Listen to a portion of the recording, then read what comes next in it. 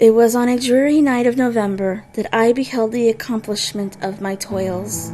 With an anxiety that almost amounted to agony, I collected the instruments of life around me, that I might infuse a spark of being into the lifeless thing that lay at my feet.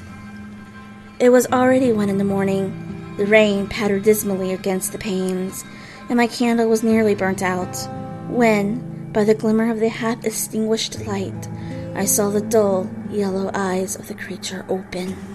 It breathed hard, and a convulsive motion agitated its limbs. How can I describe my emotions at this catastrophe, or how delineate the wretch whom, with such infinite pains and care, I had endeavored to form? His limbs were in proportion, and I had selected his features as beautiful. Beautiful!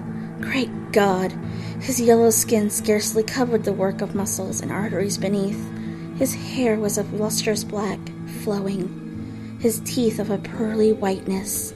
But these luxuriances only formed a more horrid contrast with his watery eyes, that seemed almost for the same color as the dun white sockets in which they were set, his shriveled complexion and straight black lips.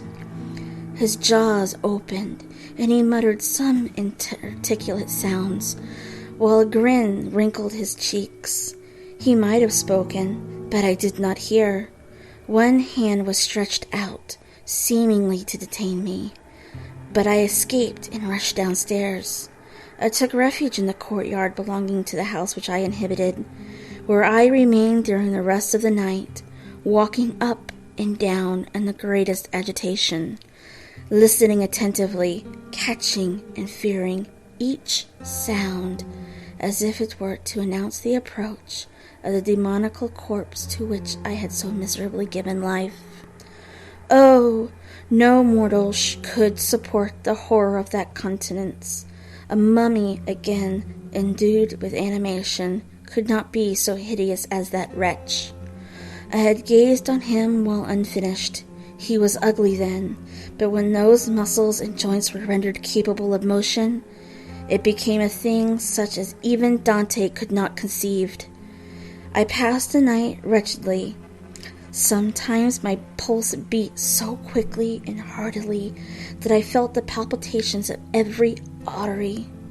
At others, I nearly sank to the ground through languor and extreme weakness. Mingled with this horror, I felt the bitterness of disappointment. Dreams that had been my food and pleasant rest for so long a space were now becoming a hell to me, and the change was so rapid, the overthrow so complete.